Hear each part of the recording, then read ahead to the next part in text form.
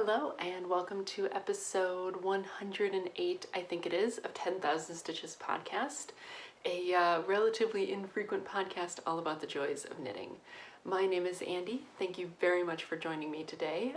If you're looking for me anywhere on the interwebs, you can find me on Instagram, Twitter, and Ravelry as Purlbug, P-U-R-L-B-U-G. You can find my blog at thepurlbug.com, and then we have the 10,000 Stitches podcast group on Ravelry. This is my second attempt at recording episode 108. I recorded about 2 weeks ago and just didn't get it edited. It was really not good. And who knows, today might not be much better. So today is not going to be sort of a normal episode. It's going to be a little bit more chatty, and I'm going to be talking about some changes that I'm kind of making in my life and how they're kind of going to bleed over into my knitting. So if you kind of want more of like a normal format episode, maybe this one's not going to be for you. Sorry about that, I guess. Also, if I keep looking up at the ceiling, it's because something keeps catching my eye, and it's nothing. It's like a little piece of dust, but it keeps like kind of catching the corner of my eye, and I'm like, what the? So sorry about that too. That one I am actually sorry for. So yeah, let's talk about some things. So there's a lot going on right now. I feel like that has been sort of like the mantra of this podcast for about the past 6 months, between moving and starting a new job and just everything.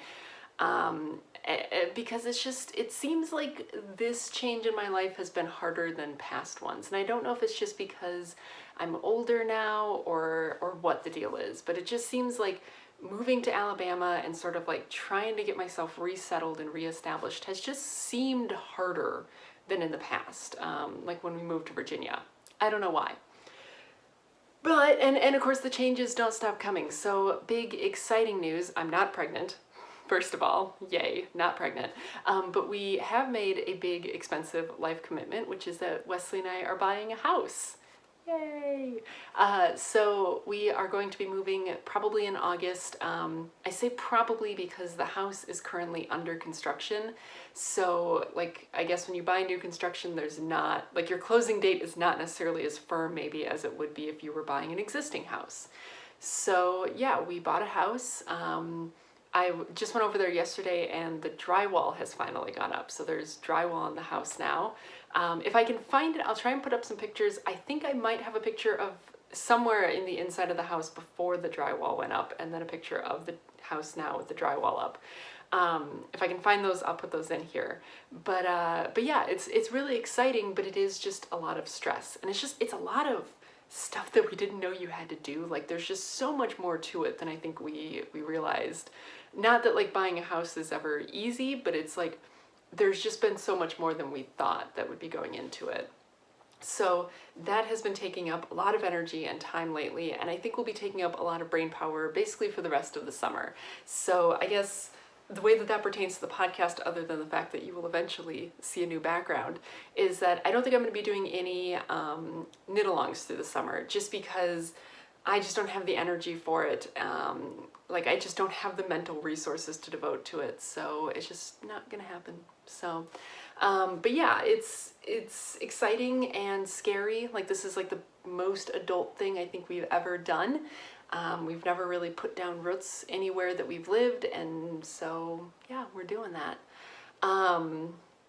Another thing, so kind of the big thing that I wanted to talk about, and sort of the thing that most affects my knitting, is that I'm trying to make some changes sort of to my life in general. And I'm sure you guys have probably picked up on this if you've been around for a while, but I'm kind of one of those people who is constantly striving to be like the best version of myself, right?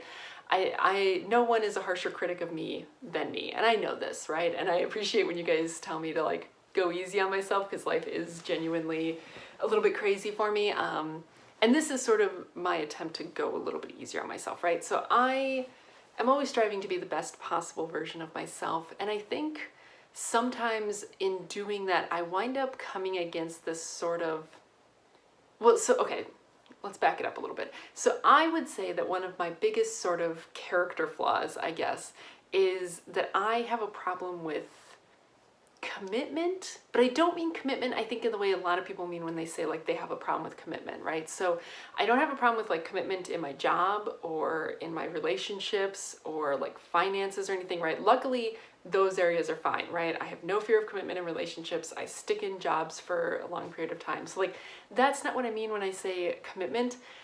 I tend to think of it sort of as like, I have a problem with focus, and that is due to a problem with commitment, right? So like, especially where my hobbies are concerned, I tend to sort of not be able to stick with things. And this is something that drives me crazy about myself, right? So like, let's take as an example, like exercising, right? Like, I am an active person. I like being active. I like keeping in shape. I like exercising. I mean, I don't love just exercising, but I like being active and having some sort of athletic endeavor in my life. But I have a hard time like focusing and committing to something, right? So like, I have been doing yoga off and on for the past 10 years. I've been running off and on for the past 10 years. I've lifted weights off and on for the past 5 years or so. I've done other things. And the thing that drives me nuts is that like, if I would have just picked one thing and focused on it for the last 10 years, I'd be 10 years into it and I'd have so many more skills than I have in any of the things that I've sort of dabbled in the past 10 years, if that makes sense, right? So like, if I would have decided, say, 10 years ago, I'm gonna run, like running is gonna be my sport, I would probably be a great runner by now.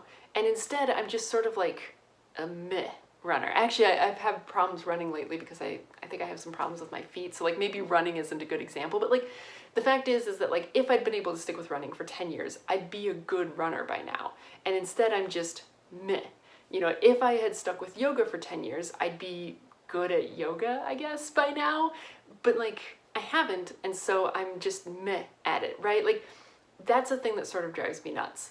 Thankfully, knitting has been a thing that has been in my life and been fairly consistent since I picked it back up in grad school. So like, I'd say about the past 5 years or so, knitting has been a fairly consistent thing. And I thankfully haven't gotten too distracted from that.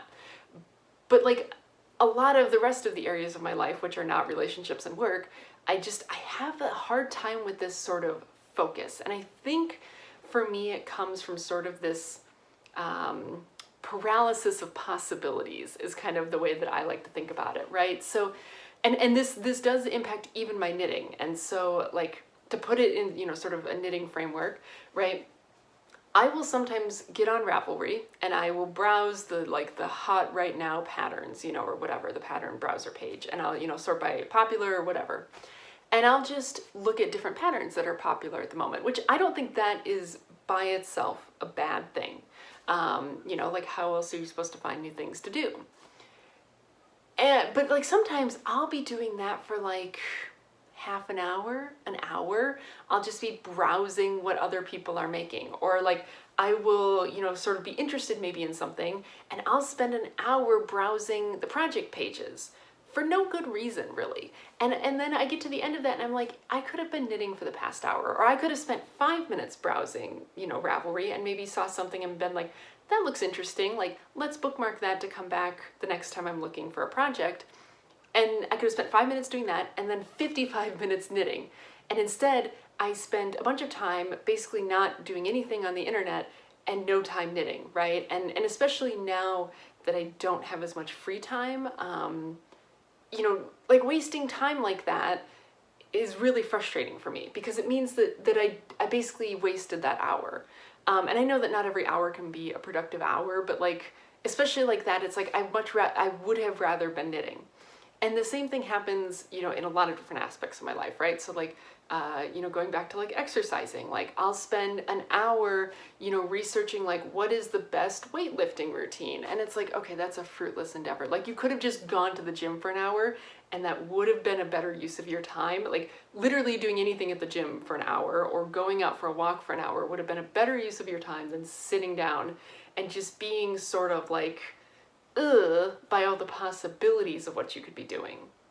So that is something that, especially, like I said, as my amount of free time has been going down since I moved, just because of, differences in life right now, sort of encountering this paralysis of possibilities and this lack of focus and commitment in my life is really kind of taking me, who's already an anxious, sort of wound up person, and turning that up to like 12, right? Like it's really sort of amplifying, you know, the anxiety I feel about, you know, sort of losing some of my free time and stuff like that. So I'm going to try and make some changes in my life to become the best version of myself, to try and not be doing this anymore. So I don't really have like a good phrase for it, but I'm thinking of it sort of as like radical commitment, or like sort of extreme commitment to things. So like I've decided that, okay, for the rest of the month of June, for exercise, I am going to do yoga, right? Like I'm going to do yoga every day when I come home from work, and whether I like it or not, I've decided that that's what I'm doing, and I'm committing to it. And if I get to the end of the month and I hate it, and I look back at the month and say like, that was garbage, I hated that. All right, fine. I'll spend an hour thinking about what I could do for July and do something different for July. But like the point is that I'm gonna try not to spend any more time thinking about it between now and June 30th, right? I've made a decision. I'm going to focus on it, stick to it, commit to it.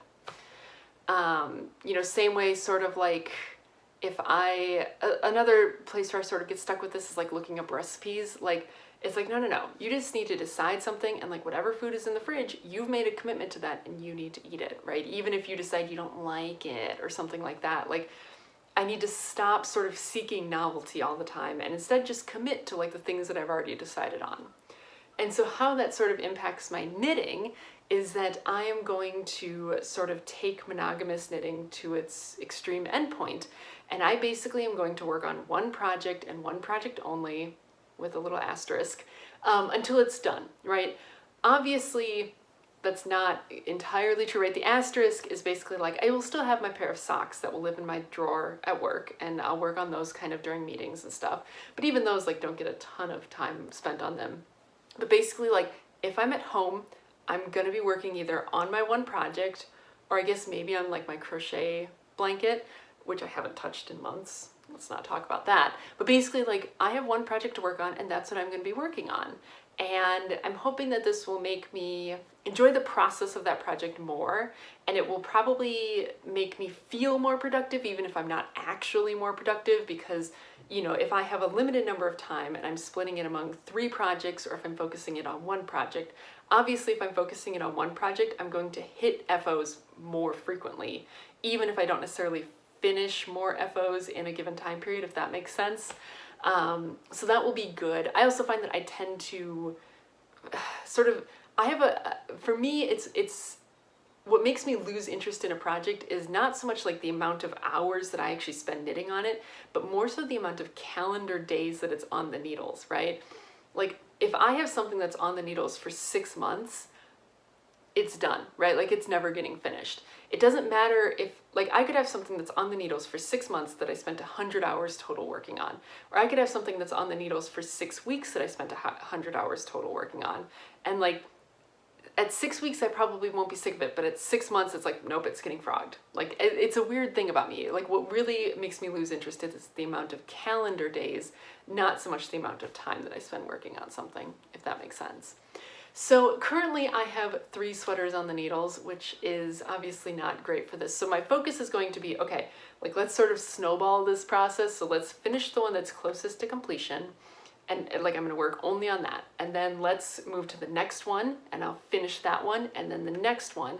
And then after that, I will only cast on one project at a time until such time that I decide, you know what, I don't need this anymore. But like, for right now, I'm kind of gonna use this as a tool to enjoy my knitting more and try and enjoy the process of it more. Like, basically what I'm gonna try and be doing is, like, when I'm working on a project, right? Like, let's say I cast on a sweater, right? So I finish my 3 sweaters that I'm working on, I cast on a new sweater. I'm basically going to decide that until I'm done with that sweater, or until I'm working on the second sleeve of that sweater, whatever, right? Basically done. I'm not thinking about what the next project is going to be, right? Like, the next project is in the future, and I don't know what future me is gonna want. So like, why even think about it, right? Like, let's leave that to future me. and let's just enjoy the process of what I'm knitting right now. So that's kind of what I'm trying to do, is just enjoy the process of what I'm knitting right now more, without constantly trying to think about like, what's the next thing? What's the next thing? What's the next thing? Because if experience has proven anything, it's that current me has literally no clue what future me wants. So thinking about what future me wants to knit is just wasted time. Hopefully that makes sense. I don't know, we'll see. But yeah, that's sort of what I'm thinking right now. And I'm even, I haven't fully committed to this idea yet, but I'm even thinking like, maybe I kind of don't want to have a stash, right? Like as part of this whole, like, let's not think too hard about like the future, like maybe I want to like, I mean, my plan is already to work my stash down to basically zero, partly because we're trying to save up money, like, you know, the last little bit of money for the house and like new appliances and furniture and stuff. So, you know, I really shouldn't be spending money on yarn. Like I should knit from stash, but also kind of like, maybe like I shouldn't have a stash, because again, that's me trying to think about what future me wants, and maybe that's a crazy idea.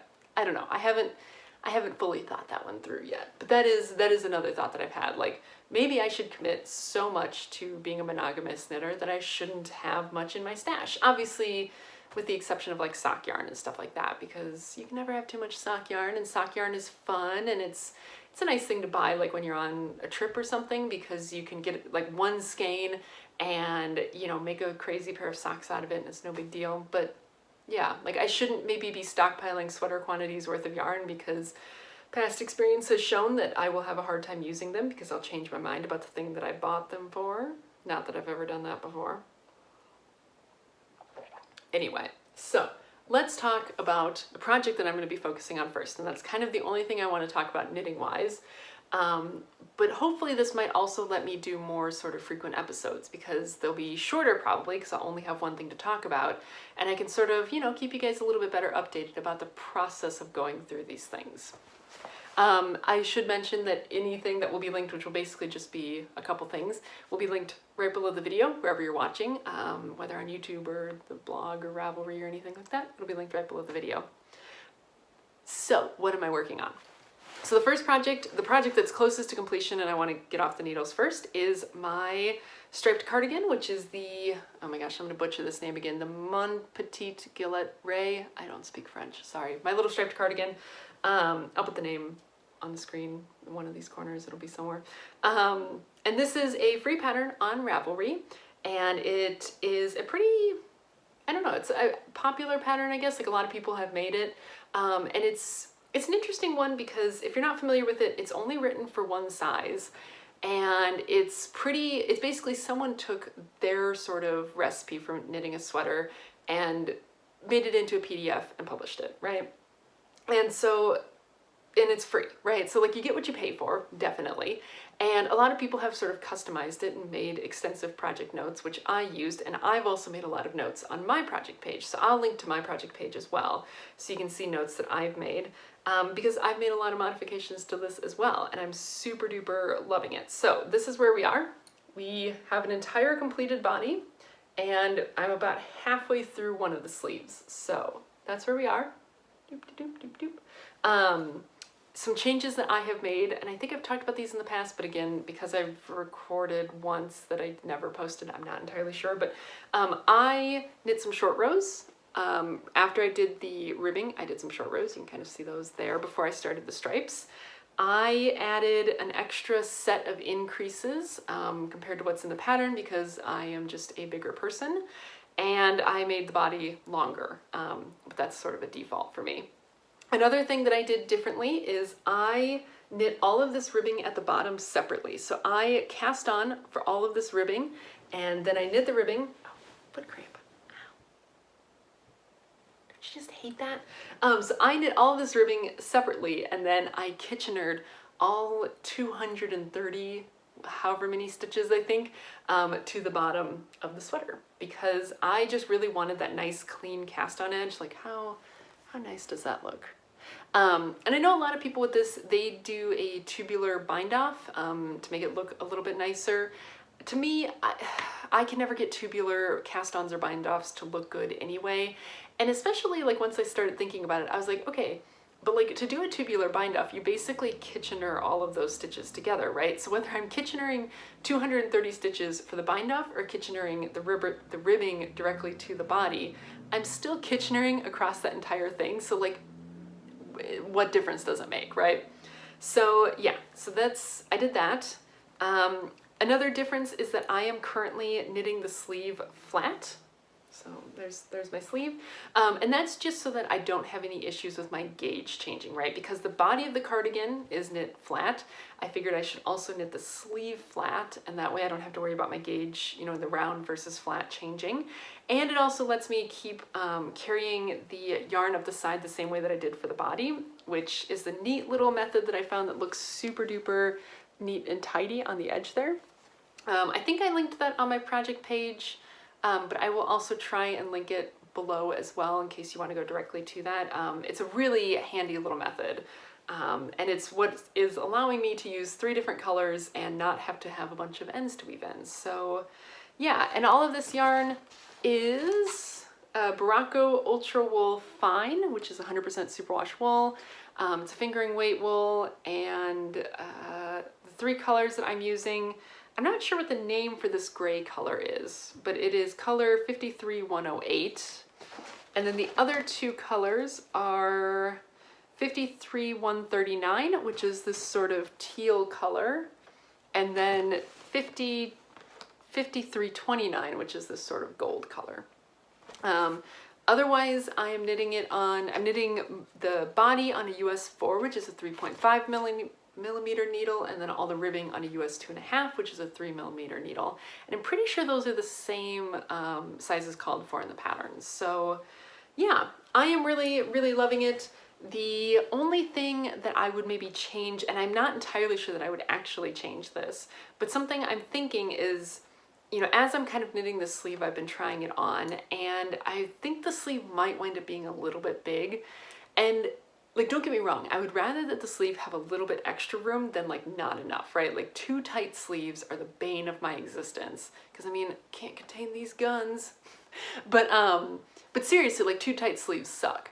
And so I would rather have the sleeve be a little bit roomy than a little bit too tight. But I think that maybe, and we'll see what it's like when I get it all seamed up and everything, and washed and all of that stuff. But what I might wind up doing is that if I were to make this again, maybe I would just, you know, cut maybe like 4 stitches out of the sleeve. Like, I would still increase to the same number of total stitches before splitting for the sleeves, but I would maybe just, you know, give 2 extra stitches to the front and back on this either side of each sleeve, rather than them being part of the sleeve, if that makes sense, right? So like, when I put my stitches for the sleeve on hold, I think I put 65 stitches on waste yarn.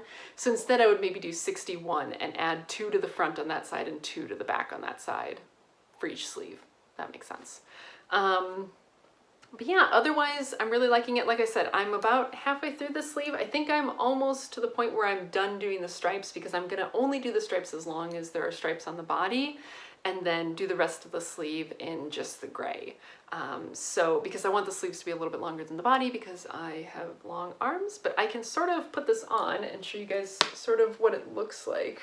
Of course, I'm putting it on over a long sleeve shirt, so that's not ideal. And of course the sleeve being flat is not gonna look right, but you can sort of see that the sleeve is kind of just about at my elbow, just past my elbow a little bit. And I know it looks like the sleeve is not gonna be big enough. And of course, if I was wearing it over a long sleeve shirt like this, maybe it wouldn't be, but yeah, so that's the sleeve. And then let's get up a little bit higher. So then this is the body. So I basically made the length of the body come exactly to sort of where the top of my jeans hit. So I sort of measured that. Of course, I'm wearing sweatpants now, but this sort of comes down to right about just past like where the top of my jeans would be.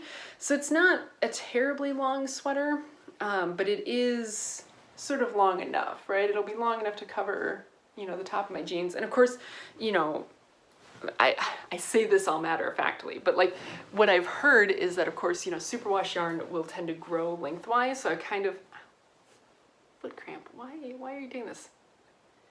Means I probably need to eat a banana. Usually if I get foot cramps, it's because I'm not getting enough potassium. So I should eat a banana. Anyway, or because I'm sitting cross-legged and I just don't want to be sitting cross-legged. But what was I thinking? Anyway, so yeah, so I didn't want to make it too long because I'm assuming that it will relax a little bit once it's washed. But otherwise, it's a really great fit. I am a little bit nervous about the body being a little bit tight. Obviously, I still have to put the button bands on and it's curling and everything, but that's another reason why like I would maybe take a couple stitches from the sleeve and throw it on to like the front and back and make the body a little bit bigger around. But yeah, I am loving it. I'm super duper excited to have it done. And I think I would make another one of these again. The thing that really annoys me, speaking of making another one again, so after I finished the body, I weighed my contrasting colors, the kind of teal and gold, and I knew how much of them I started with, and I weighed how much of them I had used making the body, and combined I used about 90 grams of contrast color just on the body, right? So for the yoke and the body.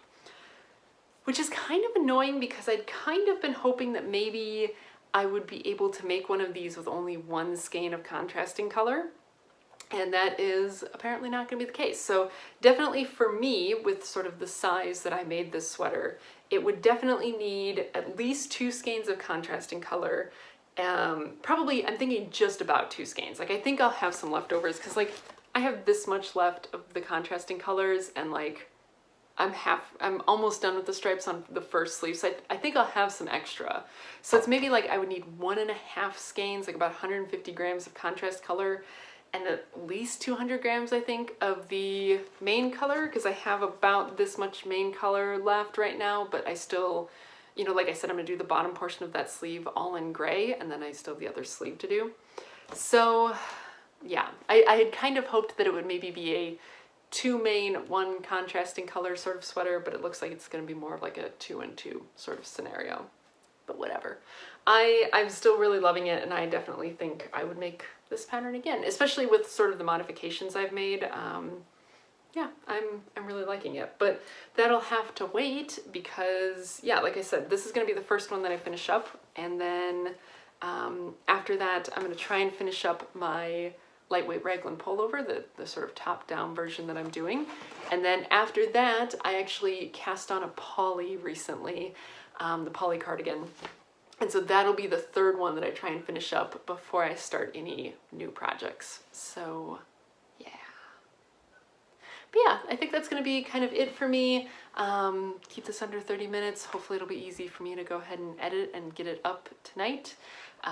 Wesley's actually out of town right now, so I have nothing better to be doing with my time than get this edited and posted. So yeah, yeah, I think that'll be it.